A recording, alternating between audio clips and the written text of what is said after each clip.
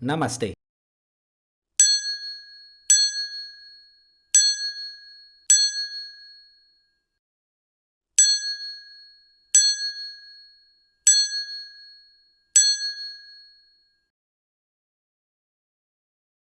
Halo Movie Rangers, apa kabar kalian semua? Semoga yang belum bertemu dengan jodohnya segera dipertemukan dan menikah di tahun ini. Jangan lupa subscribe Pestok Movie dan follow Instagram kita ya. Hari ini Bang Jedar akan menceritakan film berbahasa Hindi yang berjudul Sonchiriya. Film ini dibintangi oleh salah satu aktor Bollywood favorit Bang Jedar, Sushant Singh Rajput. Skor IMDb-nya 7,9. Film ini request dari Anissa Kulintang dan kawan-kawan, yang bercerita tentang sekelompok orang berusaha menyelamatkan gadis kecil tetapi harus terlibat dalam beberapa peperangan yang merenggut banyak korban jiwa. Oke, langsung aja put your headset on and listen to me.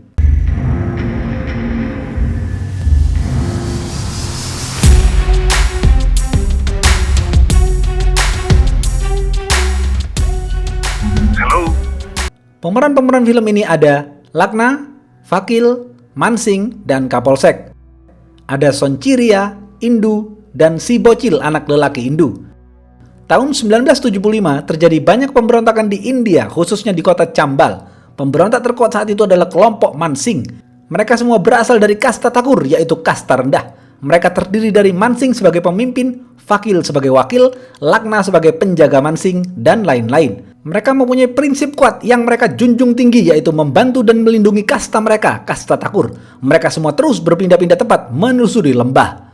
Kepolisian India yang dipimpin Kapolsek terus memburu mereka. Kapolsek itu berasal dari kasta Gujar, kasta tinggi. Kapolsek juga mempunyai dendam kepada Mansingh karena pernah membantai desanya.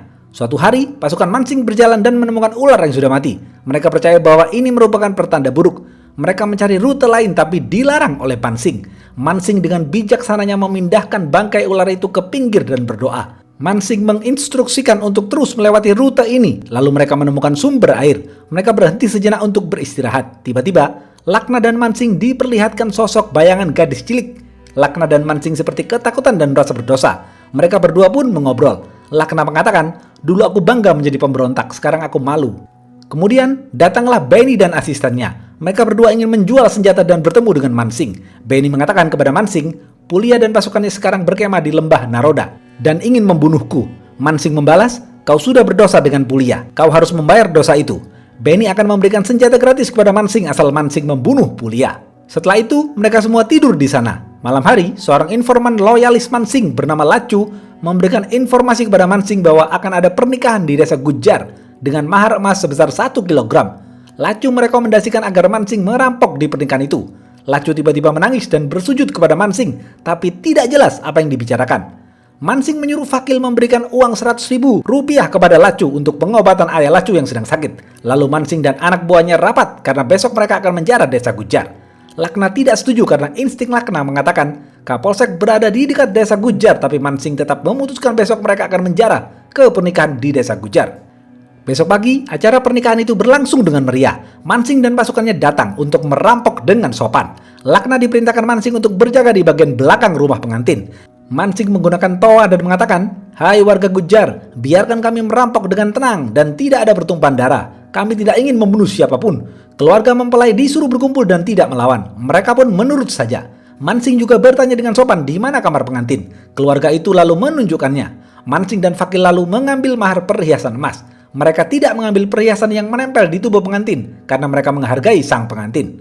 Tiba-tiba, Lakna mendengar suara radio. Lakna mencurigai ada polisi di dalam mobil kuning. Lakna pun turun memeriksa. Dan ternyata benar, para polisi bersembunyi di dalam mobil. Di saat yang bersamaan, polisi bersiap-siap menyergap Mansingh di bagian depan rumah pengantin. Para polisi itu keluar dari mobil kuning. Lakna langsung menembak para polisi itu. Di bagian depan, Mansingh dan pasukannya terlibat baku tembak dengan Kapolsek. Kapolsek berhasil mengepung Mansingh dan pasukannya. Kapolsek memerintahkan Mansingh dan pasukannya untuk menyerahkan diri. Mansingh memerintahkan seluruh keluarga pengantin masuk ke dalam rumah agar tidak ada yang tertembak. Setelah itu, Mansingh dan pasukannya menyerang polisi. Kepolisian balik menyerang Mansingh dan pasukannya. Salah satu pasukan Mansingh bernama Ram tertembak. Ia ingin menyelamatkan Ram, tapi Mansingh justru ikut tertembak. Lakna berhasil memukul mundur kepolisian di bagian belakang. Lakna berlari menyusul teman-temannya di bagian depan. Mansingh tiba-tiba diperlihatkan lagi sosok bayangan gadis cilik yang membuatnya bengong. Kapolsek langsung memberondong peluru kepada Mansingh hingga tewas.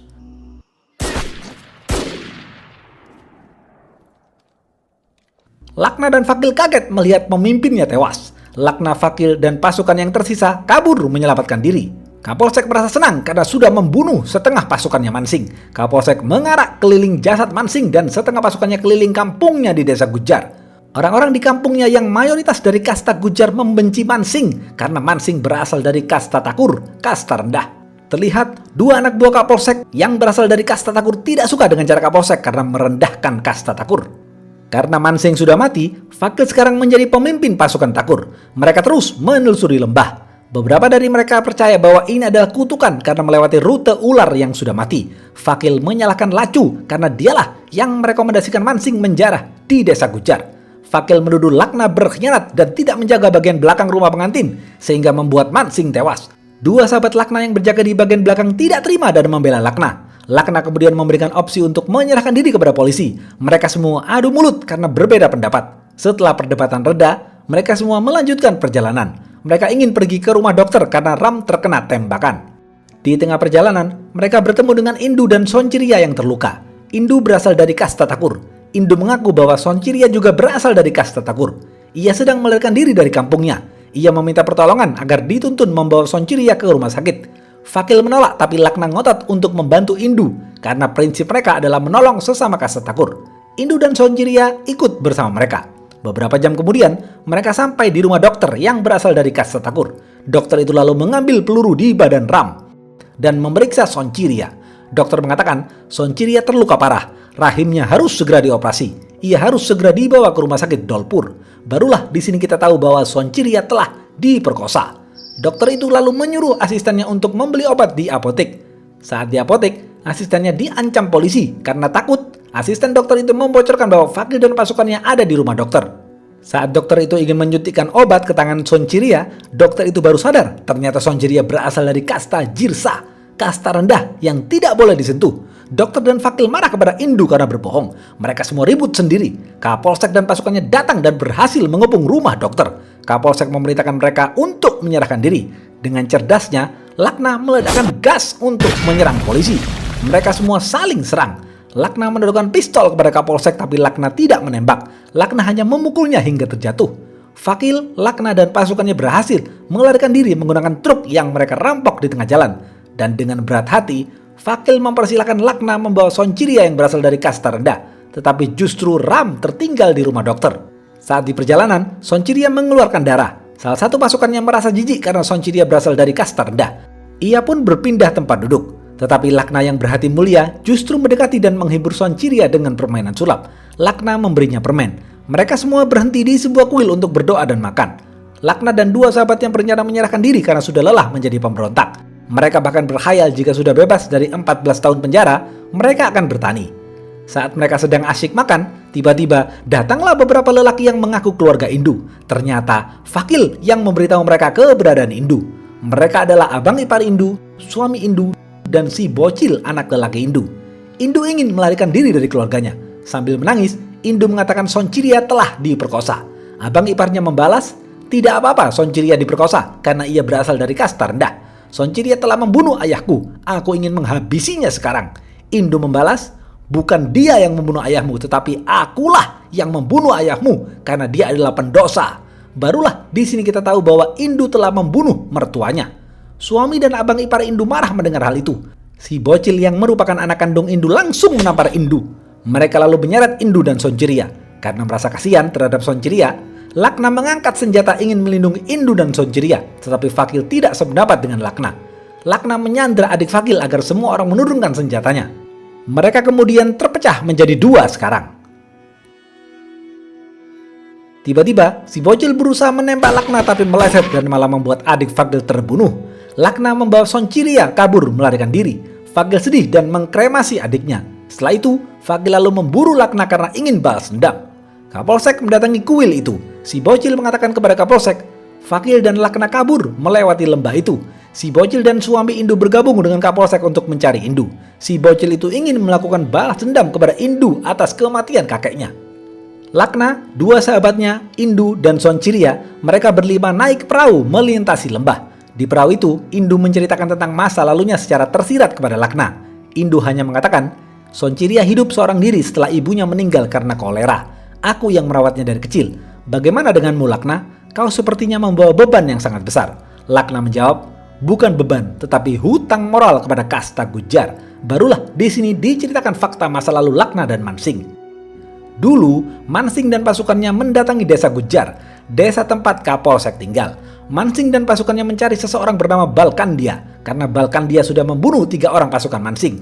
Warga desa Gujar melindungi Balkandia. Mansing dan pasukannya terlibat baku tembak dengan warga Gujar, dan tidak sengaja Lakna dan Mansing memberondong peluru kepada bocah-bocah hingga tewas.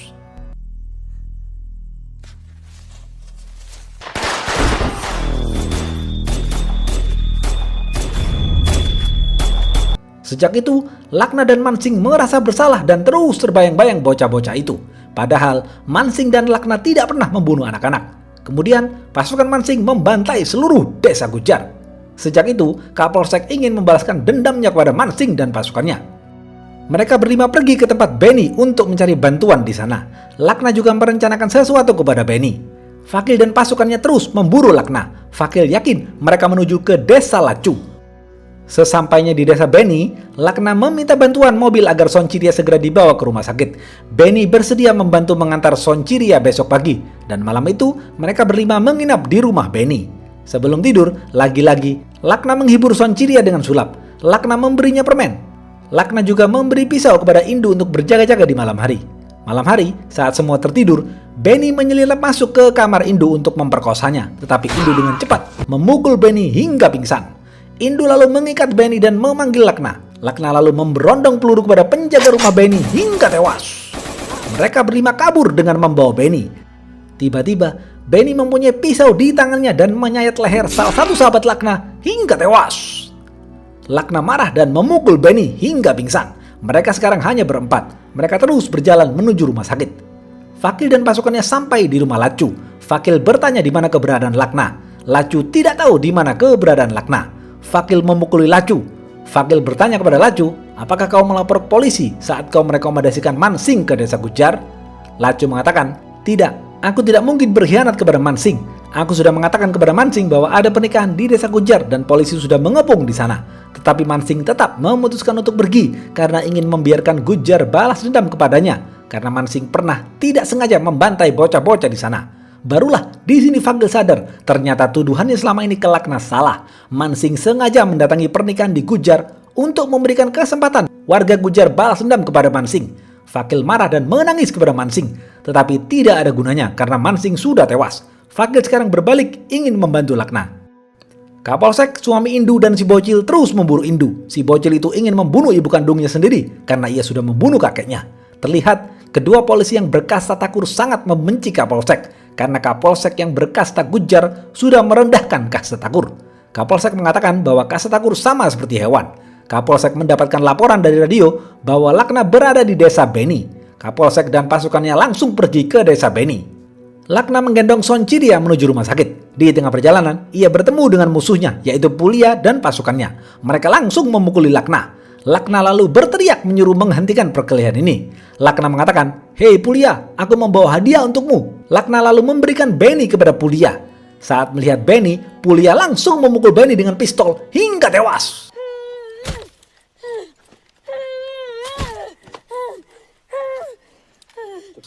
Indu mengatakan, "Pulia, tolong bantu Sonciria ke rumah sakit karena ia menderita hal yang sama seperti yang kau rasakan." Artinya, Pulia dahulu diperkosa oleh Beni. Pulia dan pasukannya bersedia membawa Sonciria ke rumah sakit. Di tengah perjalanan, Sonciria seperti memberitahu sesuatu. Lakna mendengarkannya dan ternyata ada polisi yang menembaki mereka dari atas lembah. Lakna berusaha menyelamatkan Sonciria. Pulia dan pasukannya terus membalas tembakan polisi. Polisi tidak henti-hentinya menyerbu mereka.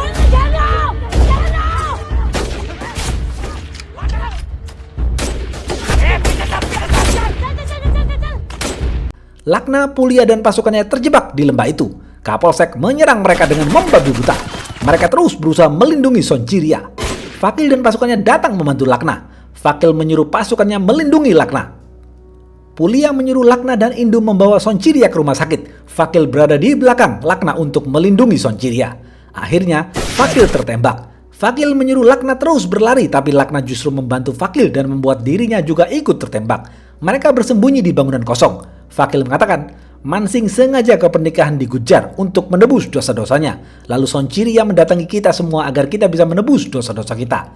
Cepat, bawa Sonchiria ke rumah sakit. Vakil mengorbankan dirinya demi Sonchiria. Lakna dan Indu langsung membawa Sonchiria ke rumah sakit. Tiba-tiba, si bocil anak lelaki dan suami Indu datang dan menodongkan senjata kepada Lakna. Suami Indu dengan lembut ingin membawa pulang Indu, tetapi si bocil itu justru ingin membunuh Indu, ibu kandungnya sendiri, karena sudah membunuh kakeknya. Lakna ingin mengatakan sesuatu kepada si bocil, tapi dilarang oleh Indu dan suaminya. Lakna mengatakan kepada si bocil, kakekmu itu bukan kakekmu, tetapi dia ayah kandungmu. Jeder. Saat ibumu berumur 13 tahun, ia menikah dengan suaminya. Tetapi setelah 4 tahun menikah tidak mempunyai anak, kakekmu tidak membawa anaknya ke rumah sakit karena takut melukai perasaan anaknya yang mandul. Sejak itu, kakekmu memperkosa menantunya sendiri hingga hamil, dan jadilah kamu. Si bocil itu kaget dan sedih. Ternyata kakeknya yang dibunuh Indu itu adalah ayah biologisnya. Si bocil hanya bisa menangis sedih mengetahui ini semua. Lakna lalu melanjutkan perjalanan. Lakna dan Indu akhirnya tiba di rumah sakit dan Sonchiria berhasil diselamatkan. Sebelum operasi, Sonchiria melakukan sulap dan memberikan permen kepada Lakna.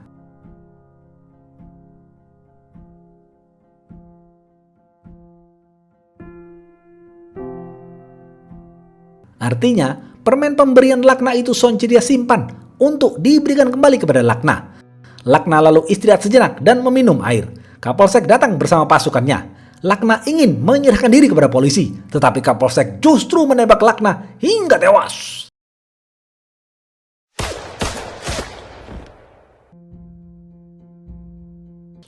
Kapolsek merasa menang karena sudah membantai seluruh pasukan Kasta Thakur. Kapolsek lalu kembali ke kota naik mobil bersama 2 polisi berkasta Thakur. Tiba-tiba,